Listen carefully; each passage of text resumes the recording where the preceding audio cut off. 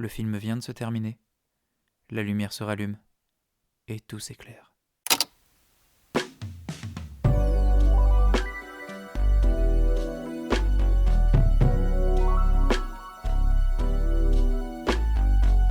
Bienvenue dans Fin de Bobine, le podcast cinéma qui parle de cinéma avec du cinéma dans les salles de cinéma. Pourquoi on travaille ? C'est vrai ça. Pourquoi est-ce qu'on se lève tous les matins, parfois à des horaires indécents, pour tenter de gagner sa croûte ? Pourquoi est-ce qu'on va jusqu'à mettre en danger sa santé pour faire plaisir à une poignée de personnes qui éventrent et démantèlent les services publics, meurtrissent les droits des ouvriers et collaborent avec les héritiers du pétainisme ? Est-ce pour la beauté de l'ouvrage bien fait ? Pour le plaisir de l'émancipation par le travail ? Ou alors tout simplement pour éviter de crever de faim dans une société inflationniste qui préfère économiser pour combler sa dette en coupant dans tout ce qu'il reste d'aide pour les plus démunis, plutôt que de taxer ces petits potes les milliardaires, vautrés dans leur montre chopard et leur canapé en poil de testicules de mammouth. Je pense qu'on n'aura jamais la réponse à cette question, parce qu'on sera trop occupé à regarder nos grandes fortunes dire que leur plus grande bêtise c'est de faire bouffe et à s'entretuer entre dominés au lieu de s'unir mutuellement. Bref, ce système est pourri de l'intérieur, rongé par ses propres intérêts, et heureusement que le 1er mai est toujours là pour rappeler que le peuple existe et mérite respect, considération et écoute. Et si ça n'arrive pas, on pourra toujours ressortir les fourches et les pics, il paraît que ça fait toujours son petit effet. Bonne fête des travailleurs à tous et toutes. Et après votre manifestation à 10h, vous pourrez toujours aller au cinéma et voir des trucs pas trop mal. Qu'est-ce qu'il y a à voir cette semaine alors ? Aujourd'hui, je vais vous causer du retour d'une comédie culte 20 ans plus tard avec Le Diable s'habille en Prada 2, triple programme dur d'être parent également avec la maternité en postpartum dans Die May Love, la maternité en dialogue de sourds avec Sorda et la paternité isolée avec Soko Maryland. Je vous causerai également d'un hôtel pas tip-top dingo avec Hocom. Mais d'abord, les actualités. Bienvenue dans notre rubrique Qu'est-ce qui s'est passé dans le monde de l'audiovisuel et du cinéma ? Jingle. Nous sommes à la recherche du même homme. J'écoute. Le professeur von Zimmel. J'écoute. Allons droit au but. Êtes-vous prêt à faire équipe avec le Mossad ? J'écoute. Ce qui secoue bien évidemment le monde de l'audiovisuel et surtout de l'audiovisuel public, c'est le vote pour la publication du rapport à l'oncle qui a été adopté à l'Assemblée nationale.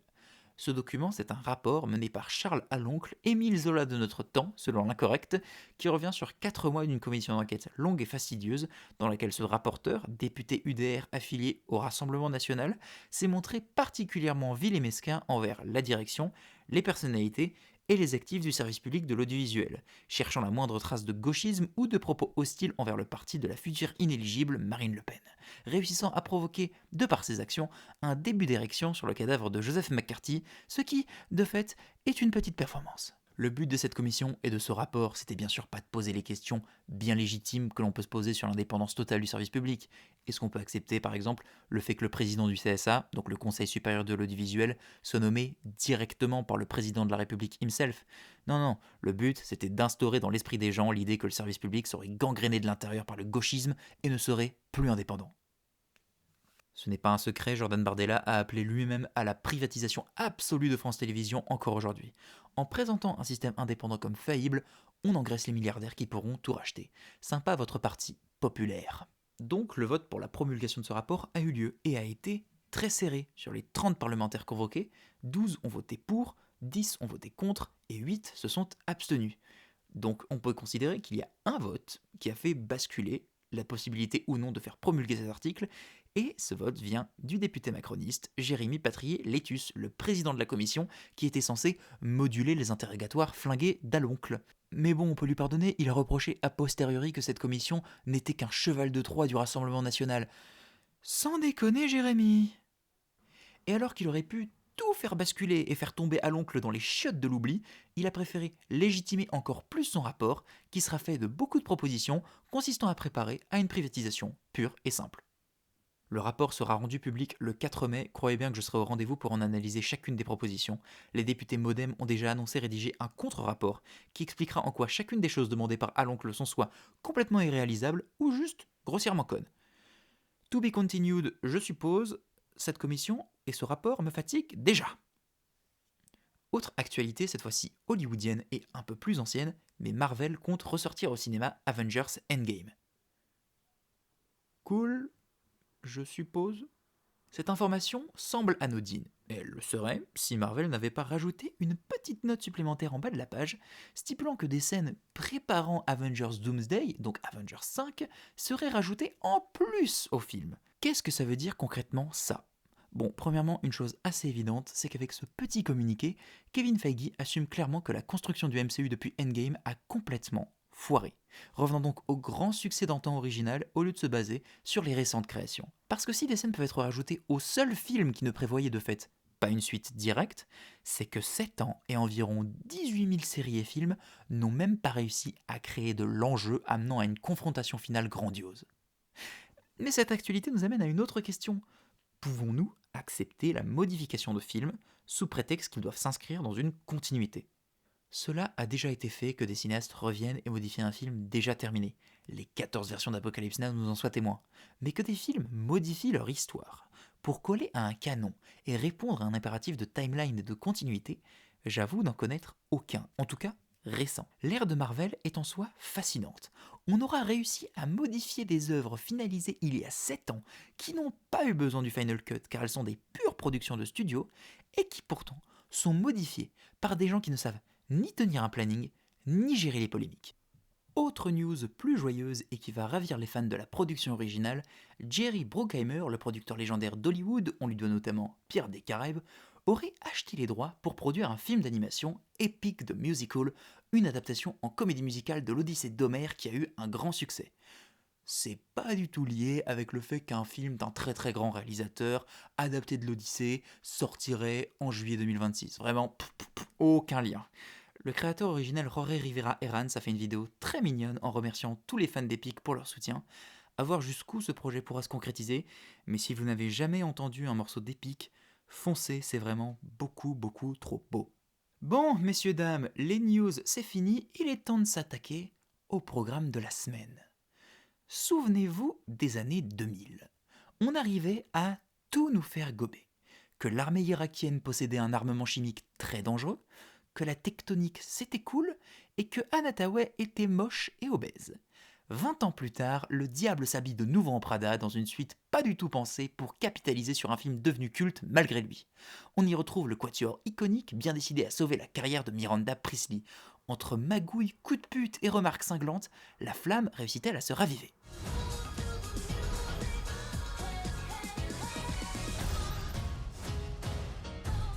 Where would you like to start? I am the new features editor at Runway. No, you are not. Yeah, we are all so thrilled. You know what's funny is you've changed. You have. You're much more confident.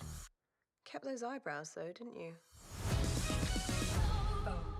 Le diable s'habille en Prada 2 de David Frankel avec Anne Hathaway, Meryl Streep, Emily Blunt et Stanley Tucci. Je vais peut-être commencer par rappeler mon lien avec le premier film. Je le trouve très sympathique. Je le considère pas aussi culte et iconique que par exemple un Mean Girls dans la même catégorie, mais c'est un divertissement très honorable qui, à travers son histoire de poisson hors de l'eau, cette histoire de dandy d'une jeune fille dans un univers de la mode qu'elle affectionne pas du tout, tentait tout de même de nous parler de relations de pouvoir, d'humanisation progressive de la bosse acariâtre et surtout de violence au travail. Quand l'iconisation à outrance d'une figure importante du milieu de la mode devient une série de léchages de bottes sans remise en question de l'autorité bien agressive que l'on reçoit. Arrive donc la suite qui, à la manière d'un Top Gun Maverick, oui, je viens de faire cette comparaison, c'est un grand écart, j'ai mal aux cuisses, se veut plus crépusculaire sur le milieu de la mode et du journalisme. Sur la fin de l'ère papier, sur l'arrivée du numérique, de l'IA, sur un monde qui va beaucoup trop vite pour ces personnages que nous avions laissés 20 ans avant. Je ne tiendrai bien sûr pas compte du fait que le film est méga hypocrite dans le sens où les journalistes ont très peu accès aux films en projection presse, qui sont souvent laissés qu'à des influenceurs. Et bon, on n'est pas à une contradiction prévenant de Disney. Crépusculaire donc sur le journalisme, mais aussi et surtout sur Meryl Streep. Il me semble assez évident que le film sait quel est son atout majeur, notamment parce que son personnage a tout de même réussi à entrer dans la culture populaire au sens large. Le film cherche à montrer que la flamme de Meryl Streep est toujours là et qu'elle est toujours plus forte que celle des autres. Je vais pas mentir, je passe pas un moment fondamentalement désagréable devant cette suite, notamment grâce au casting. Emily Blunt en fait des turbo-caisses, mais on sent un plaisir de retrouver ces personnages qui est pour le coup assez communicatif. Alors oui, effectivement, en matière de cinéma, c'est zombie. Il y a littéralement rien à se mettre sous la dent. Même pas une séquence un peu intéressante, c'est de la longue focale tout du long, ce qui crée un vieux flou anamorphique dégueulasse en fond, et l'éclairage a été pensé avant tout pour que les personnages puissent porter des vêtements très chics, des bijoux très chics, mais surtout, pour qu'on voit pas un pet de ride pour les annonceurs. Mais j'ai besoin de poser en réalité la qualité qui est paradoxalement le défaut du film. Il ne veut pas refaire le premier film. Il y a une volonté de ne pas reproduire les mêmes séquences, d'inventer une nouvelle trame. Là où on avait un point de vue humain, celui d'Andy sur le monde de la mode dans le premier film, ici on essaye plutôt d'avoir un regard global sur un système et les magouilles qui en font partie. Beaucoup de suites se contentent de juste recopier le succès d'antan quand il s'agit pas de le remaker, parfois juste avec de nouveaux personnages. Bien sûr, j'identifie les refs, les clins d'œil un peu lourdeaux, mais sans jamais que la mise en scène ne s'y attarde fondamentalement. Pas comme dans Mario Galaxy, un film qui construit ses séquences en fonction des refs qu'il peut caser. Ici, l'easter egg, la référence, c'est quelque chose de caché, que justement le fan va prendre du plaisir à tenter de découvrir. Et là, effectivement, je trouve que le film remplit bien son office. Mais pour nous raconter quoi à l'arrivée? Des discussions avec des marques, des recherches d'interviews, des manipulations et des menaces de rachat. Bref, la trame, c'est du Emily in Paris. Les séquences de discussion marketing s'enchaînent et ne construisent jamais rien.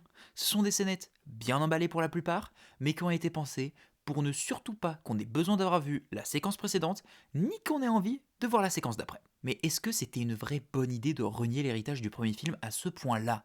On terminait quand même le précédent film avec un personnage qui abandonnait le milieu de la mode pour éviter de devenir aussi vicieux que lui, et qui était de fait reconnu par sa patronne pour cette action. Je veux pas spoiler la fin du film, mais elle dit vraiment pas la même chose, et elle préfère au contraire féliciter le personnage d'Andy qui a trouvé son succès dans ce milieu par celui de sa patronne. Et qui de fait va rester avec elle. Le problème du film, c'est qu'il veut s'actualiser sans jamais remettre en question ni son héritage, ni les problèmes actuels de la mode. Quand on a fait dans le premier film tout un fat-shaming autour d'Anna Tawai, on pourrait, par exemple aujourd'hui, se permettre de parler de l'injonction encore plus folle pour les mannequins et les femmes à rester maigres comme un clou dans ce milieu. C'est abordé dans une séquence. Et c'est pas pour dire ce que le film devrait faire, mais pour moi par exemple, autour de cette question-là, je préfère 100 fois ce que le remake en comédie musicale de Mean Girls dit.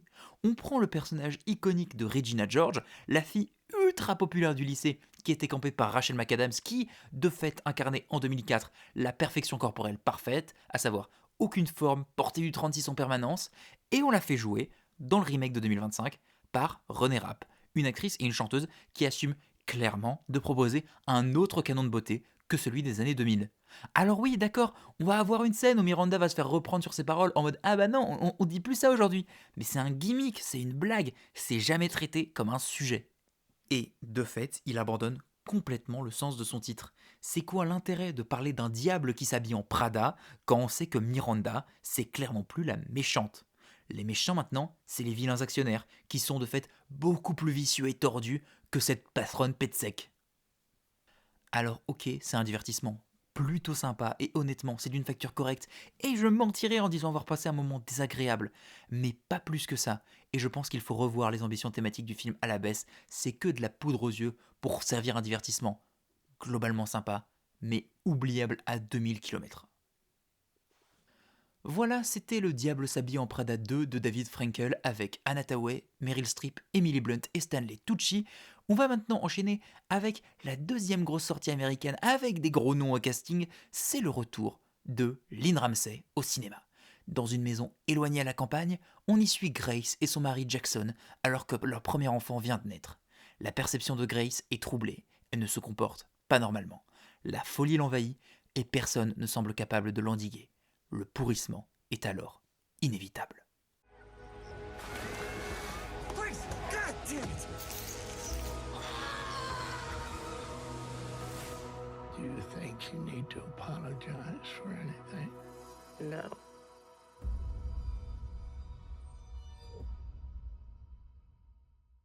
Die My Love de Lynn Ramsay avec Jennifer Lawrence et Robert Pattinson. Il faut avant tout que je révèle quelque chose avant d'aborder ce que je pense de Die My Love. J'aime pas énormément le cinéma de Lynn Ramsay. J'ai vu que We Need to Talk About Kevin et donc ce Die My Love, mais déjà je repère plusieurs concordances thématiques entre ces deux œuvres, sur lesquelles je reviendrai dans un second temps. Et en vrai, Die My Love commence pas trop mal. On débute dans une atmosphère particulière, Entre le rêve et le mardi matin en Bretagne, on est hors du temps, hors de toute civilisation. La photo est grise et terne, et en vrai, je ressens un grand vertige à la vue du premier plan du film. De cette baraque décrépite par le temps, que la vie humaine va petit à petit repeupler, du temps qui commence à se dilater de plus en plus. Et puis il y a le titre qui apparaît, et la musique me vrille les tympans. Le problème du film, c'est ce que tout le monde a déjà dit dessus, c'est du Darren Aronofsky du pauvre, qui croit avoir un propos sur la maternité, la femme et surtout la dépression postpartum.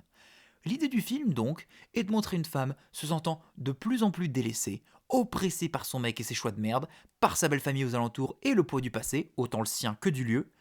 Mais le film, au lieu de montrer ça, préfère s'attarder sur une femme qui est folle dès la première seconde d'intro en faisant passer cette folie pour du postpartum.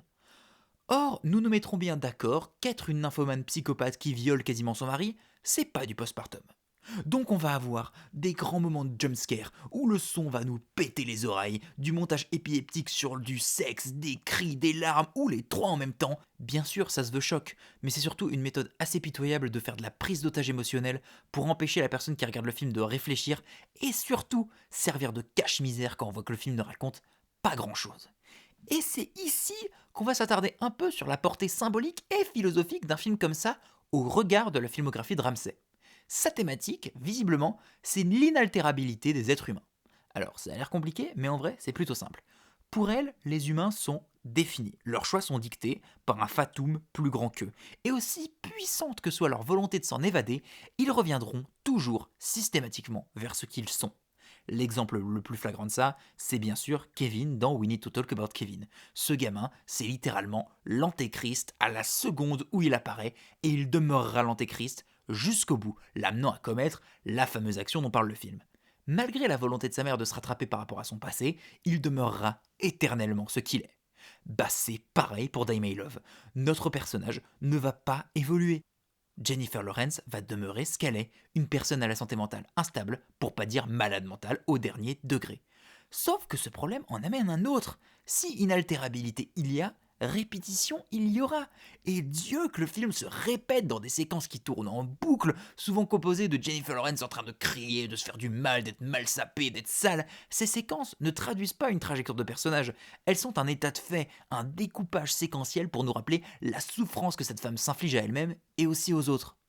Et justement, parlons de son actrice principale, qui est de tous les plans le point névralgique de toute l'œuvre. Et bah franchement, en voyant Jennifer Lawrence à l'écran, j'avais plus l'impression de voir la productrice que l'actrice. Je m'explique, c'est un rôle éprouvant, autant physiquement que mentalement. Elle est mise dans des situations difficiles, elle doit crier, hurler, se faire du mal. Bref, c'est un rôle à Oscar à tous les niveaux. Parce que oui, n'oubliez pas, les cérémonies de récompense et les gens croient toujours que parce que les gens hurlent, ça en fait des bons acteurs. Le fait de se ramener avec Lynn Ramsay à Cannes, c'est pas un hasard. Joaquin Phoenix avait gagné le prix d'interprétation masculine pour, devinez quoi, un film de Lynn Ramsay en 2019. Tout dans le jeu de Jennifer Lawrence est pensé pour le too much, pour que les gens se pâment devant son incroyable palette de jeux. Regardez, elle sort un sein à la regarder, c'est oh là là, c'est si transgressif, elle hurle en gros plan, elle pleure fort là. C'est si outré, si désincarné, que j'ai vraiment l'impression de voir Lawrence me dire face caméra, s'il te plaît, donne-moi mon deuxième Oscar.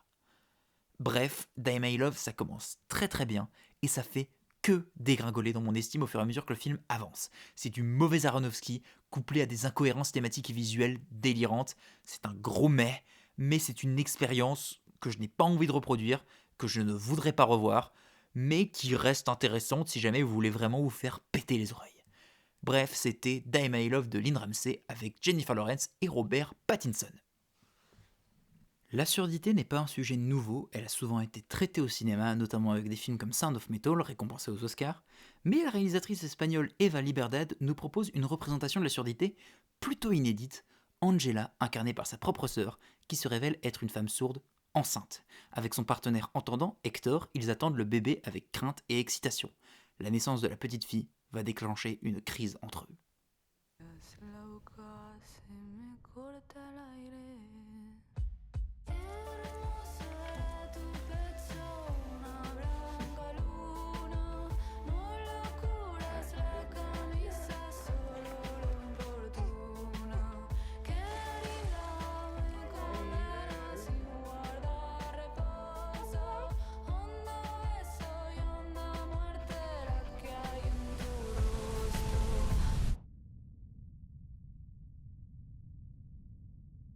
Sorda d'Eva Liberdad avec Myriam Garlo et Alvaro Cervantes.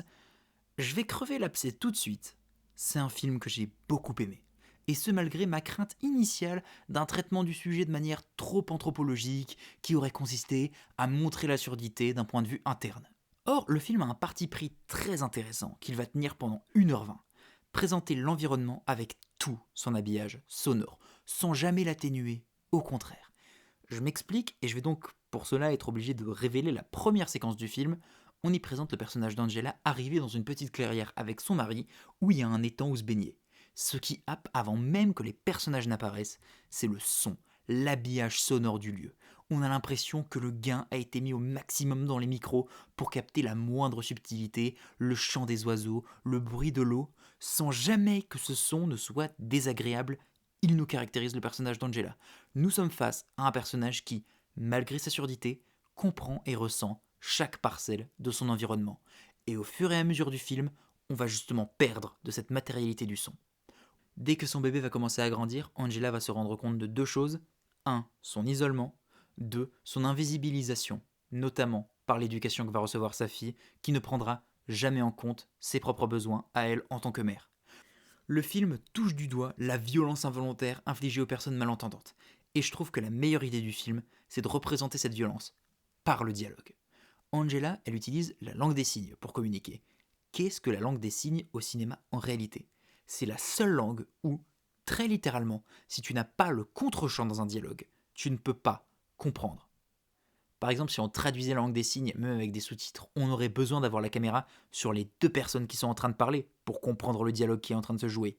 Quand Angela parle à table avec des membres de sa famille ou d'autres personnes sourdes, elle existe généralement dans le même plan qu'eux, notamment dans des scènes de repas qui font exister une tonne de discussions entre plusieurs personnes sourdes dans le même plan. Mais quand elle est face à des personnes qui parlent sans signer, elle est isolée dans le cadre. J'aime quand le cinéma nous amène dans des champs de vie qu'on ne connaît pas ou qu'on ne côtoie pas naturellement. Par exemple, moi je n'ai jamais vu cette représentation du brouhaha muet où tout le monde parle sans ouvrir la bouche. J'ai rarement vu la difficulté de l'accouchement pour une personne sourde. On pourrait croire que je vous cite ça comme si c'était filmé comme un vieux reportage François Région, mais c'est toujours traité avec un sens du cadre, avec un sens de l'isolement, avec un sens de la recherche esthétique, de la représentation de cette surdité et de ce mal-être. Mais la grande réussite du film, elle tient aussi dans la relation entre Hector et Angela, et la tendresse qui se dégage du couple dans ses premiers instants, avant que la naissance de leur fille crée un fossé progressif entre eux. Angela n'est pas glorifiée dans ses actions, au contraire, sa difficulté à accepter que sa fille puisse entendre parfaitement est représentée par son isolement dans le couple. Et en matière d'écriture, Hector est un personnage assez parfait dans sa complexité, il représente parfaitement l'incapacité pour les personnes valides de pleinement comprendre ce que cela fait concrètement d'être handicapé, même s'il se révèle très déconstruit sur la question. De fait, Angela est dépendante de lui dans toutes les situations, mais lui ne peut comprendre totalement et essaye pourtant de faire de son mieux, malgré le fait que jamais, au grand jamais, il ne pourra ressentir ce qu'elle ressent. En bref, foncez voir Sorda, c'est une vraie petite merveille qui va vous montrer et vous faire entendre des choses inédites et vous émouvoir vraiment, vraiment beaucoup. En tout cas, moi j'avoue, j'ai lâché ma petite larme. Foncez voir Sorda de Eva Liberdad avec Myriam Garlo et Alvaro Cervantes. Imaginez votre père, c'est Swan Arlo. Oui, déjà, vous êtes ravi de pouvoir créer cette image mentale dans votre cerveau, pas de souci. Imaginez ensuite que quand vous étiez plus jeune, Swan Arlo vous a proposé d'aller vivre avec lui sur une île isolée dans le Grand Nord. C'est un retour à la vie sauvage dans tous les sens du terme. Face au froid, aux animaux sauvages, à la tension et aux fuites dans le toit, pourriez-vous survivre ? Surtout si votre père commence à perdre les pédales et que les souvenirs se dilatent. I never knew this was gonna get so out of control. I wish you could see how beautiful this is. Dad!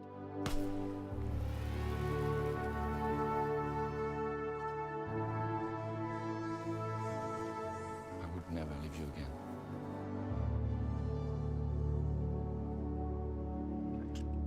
Soukwan Island de Vladimir de Fontenay avec Swan Arlo et Woody Norman.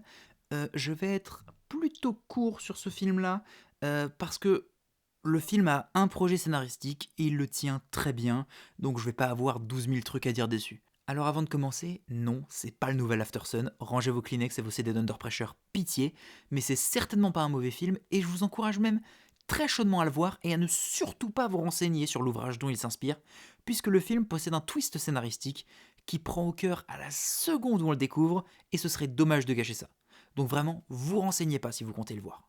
C'est un film qui de base m'effrayait un peu, par son sujet, par sa volonté de reconnecter avec la nature comme un Into the Wild du pauvre, par un traitement de la relation père-fils que je pensais être un argument pour parler de « Oh, regardez-nous, nous allons mal, mais au fond, ensemble, on va mieux ». Non, Sukwan Island, c'est un film profondément dépressif, qui ne prend jamais la nature comme un moyen d'émancipation, ni un facteur oppressif pour ses personnages, elle est le décorum des émotions de peur et de tristesse qui les caractérisent. On a une mise en scène faussement naturaliste, à la caméra portée qui se veut immersive, sans jamais être too much dans le pathos. C'est un film, en fait, que je vais qualifier d'honnête. Mais pas au sens classique où on dit honnête pour dire que c'est sympa sans plus. Je dis honnête parce qu'il transpire une volonté de mettre des émotions crues et vives sur le plateau, sans jamais les dramatiser, ni les atténuer. Parce qu'à travers cette relation père-fils, on évoque quand même l'abandon, la peur, la fascination de la solitude, notre rapport à l'autre dans un environnement qui est cloisonnant. L'émotion qu'il suscite tient surtout par le duo d'acteurs, mais la caméra de Fontenay sait aussi capter le silence dans un visage, dans une vallée enneigée, ce silence qui en dit beaucoup sur l'écart qui se creuse entre ces deux personnages. Bref, c'est un film vraiment très joli, un poil long cependant, faut encaisser les 2 heures, mais vraiment, si vous y allez, je pense que vous pouvez être pleinement ému. Et moi, en tout cas, ça a été le cas. Je vous le conseille vraiment, sauf si vous êtes vraiment déprimé, ça va pas vous aider. Voilà en tout cas ce que je pense de Sukwan Island de Vladimir de Fontenay avec Swan Arlo et Woody Norman. C'est le moment horreur de la semaine. Un écrivain en panne d'inspi, hanté par son passé, par se ressourcer dans un hôtel ayant un lien avec sa famille. Le lieu semble étrange, ses habitants également. Et pourquoi ne peut-on pas monter dans la suite nuptiale au dernier étage ?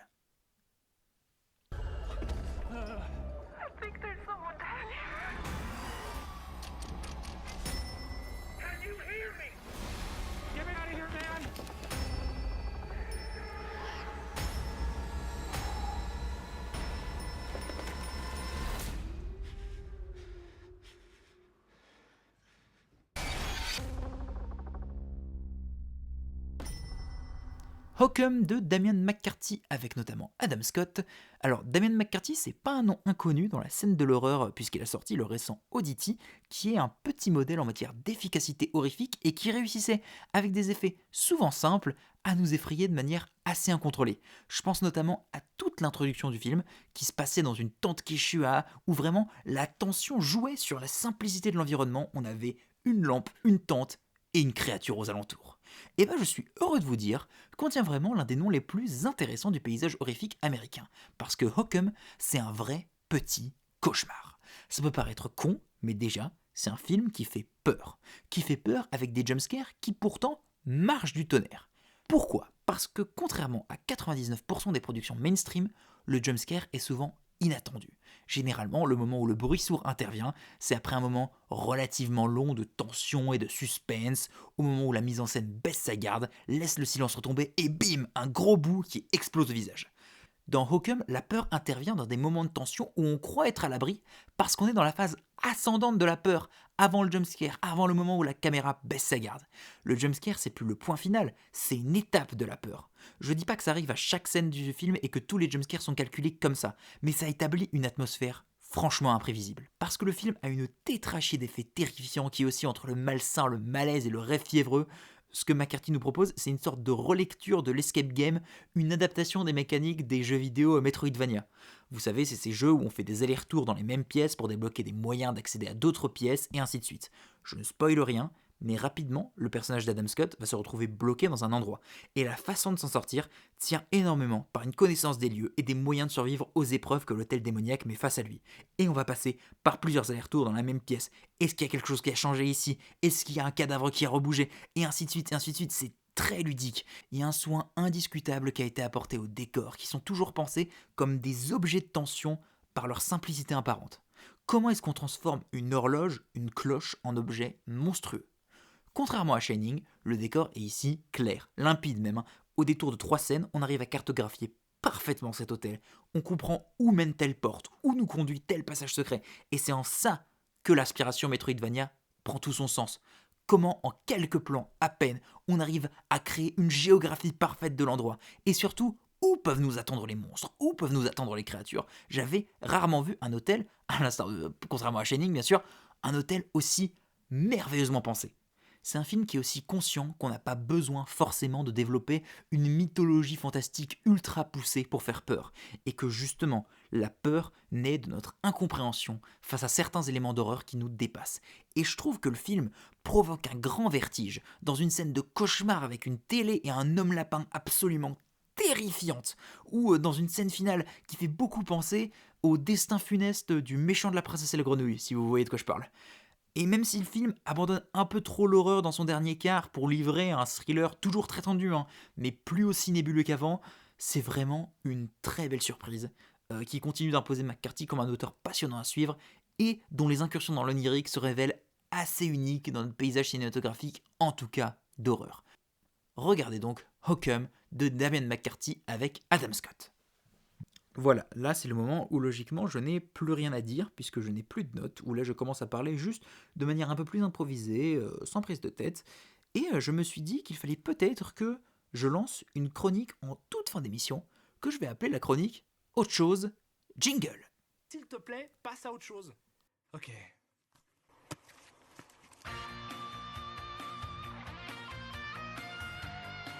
Oui, la rubrique Autre chose, parce que je me suis dit, ok on parle beaucoup de cinéma, mais on peut quand même peut-être parler d'autres choses, à la fin, en calme, posé, juste vous et moi, pour que je vous conseille peut-être des livres, des disques, des séries sympas à regarder. Voilà, qu'on quitte un petit peu ce schéma un peu classique du cinéma, toujours cinéma. Je comptais vous parler de 2 jeux vidéo, mais de 2 jeux vidéo qui sont pour le coup interconnectés. Je vais vous parler de la franchise Death Stranding. Parce que ça fait un petit temps déjà, je viens de finir de poncer le 1 et je suis là en pleine exploration du 2.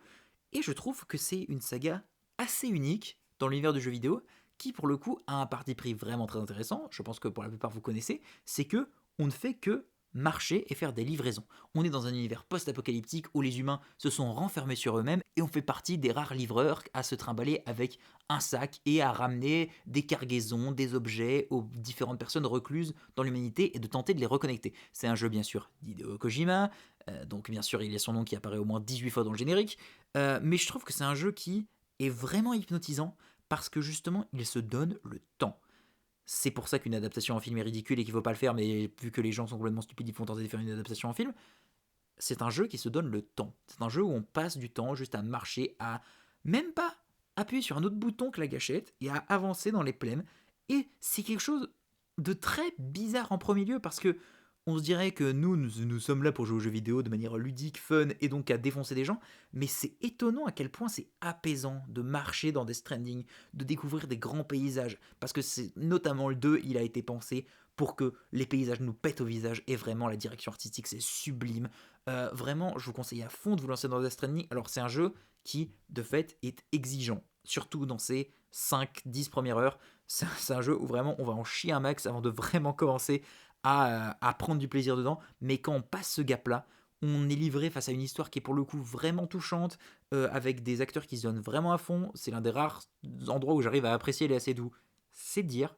Donc vraiment, je vous conseille à fond de vous lancer dans Death Stranding, c'est ma reco autre chose de la semaine, et voilà. Voilà messieurs dames, c'est tout pour cette semaine. Mon Dieu que cet épisode a été long, que cet épisode a été fastidieux, mais nous y sommes arrivés. Je tiens à remercier 2 personnes qui ont aidé à la conception de ce podcast. C'est Alice Grivas qui nous a fait cette magnifique miniature que vous êtes en train de regarder si vous êtes en face de l'écran, et Julien Pacleza qui a fait la musique d'introduction. Voilà, je tiens à les remercier tous les deux. C'est vraiment très sympa de leur part, surtout qu'ils travaillent bénévolement. Donc c'est vraiment très très gentil. N'hésitez pas à mettre des cœurs pour eux dans les commentaires. Pour ce qui est de moi, je vais prendre une boîte de Temesta et dormir pendant 3 jours. J'espère vous voir nombreux la semaine prochaine. En tout cas, la semaine prochaine, on va avoir encore un peu moins de pas sur la planche parce que j'ai pas forcément envie de voir le nouveau film de Rim Kérissi. Mais voilà. Voir des films, c'est bien. En parler, c'est mieux. Bisous, bye. Et à vendredi prochain.